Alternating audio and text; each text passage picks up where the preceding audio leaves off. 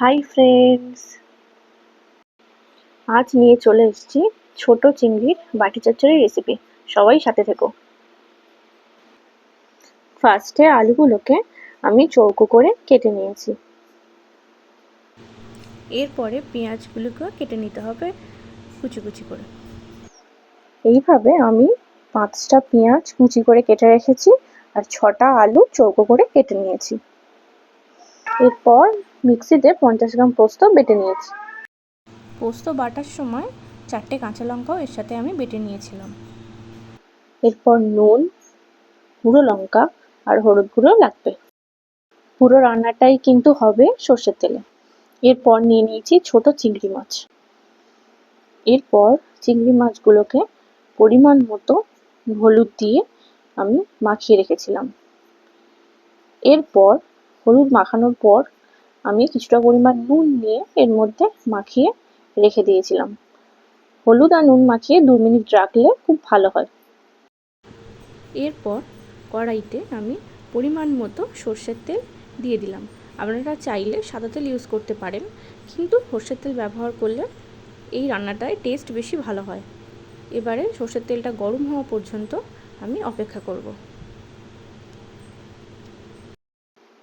এরপর আস্তে আস্তে চিংড়ি মাছগুলো তেলের মধ্যে ছেড়ে দিতে হবে। চিংড়ি মাছ বেশি ভাজা যাবে না, তাহলে এটি শক্ত হয়ে যেতে পারে।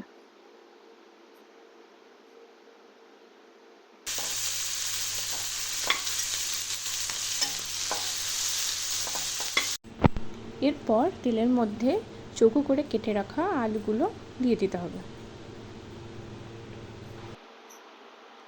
এরপরে আলুটাকে লাল করে ভেজে নিতে হবে এপিট ওপিট করে।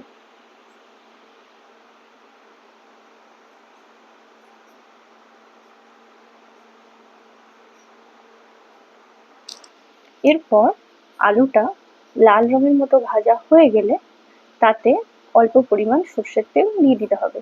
যেহেতু আমি চিংড়ি ভাজার পর আলু দেওয়ার সময় তেল দিইনি, তাই জন্য পরে আবার তেলটা অ্যাড করে দিলাম। এরপরে আমি পেঁয়াজ কোচানোগুলো আলুর সাথে যোগ করে দিচ্ছি। পেঁয়াজগুলো আলুর সাথে যোগ করার পর এটাকেও ভালো করে কষে নিতে হবে।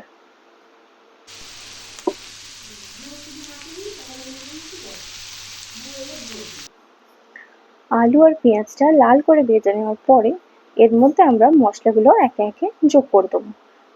প্রথমে আমি হলুদ গুঁড়োটা অ্যাড করছি। এরপরে আমি লাল লঙ্কার গুঁড়ো অ্যাড করব। লাল লঙ্কার গুঁড়োটা দেওয়ার সময় একটু বুঝে দেবেন, কারণ পোস্ত বাটার সময় আমি এই যে 4-5টা কাঁচা লঙ্কা অ্যাড করেছিলাম, তাই গুঁড়ো লঙ্কার গুঁড়োটা আমি বেশি দেবো না। এরপরে আমরা 4 চামচের 1 চামচ চিনি এর মধ্যে দিয়ে দেবো। তাহলে কি হয়, তরকারির রঙটা খুব সুন্দর আসে। চিনিটা দিয়ে আমরা এটা একটুখানি কষে নেব।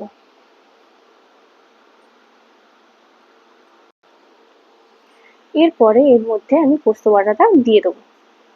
পোস্ত বাটাটা আপনারা একটুখানি খিঁচ বাটবেন, পুরো মিহি করে বাটবেন না, তাতে স্বাদ একটু নষ্ট হয়।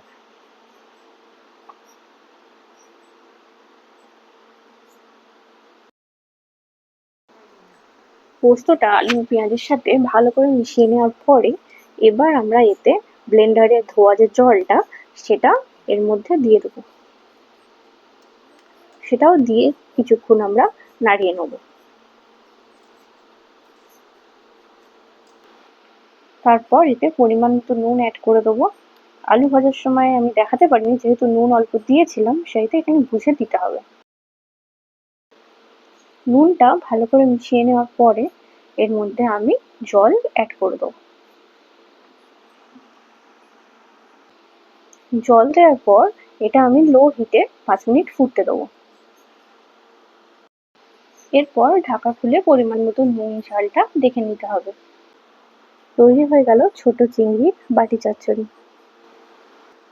আপনারা কমেন্টে অবশ্যই জানাবেন আপনাদের কেমন লেগেছে। ভিডিওটি দেখার জন্য থ্যাংক ইউ।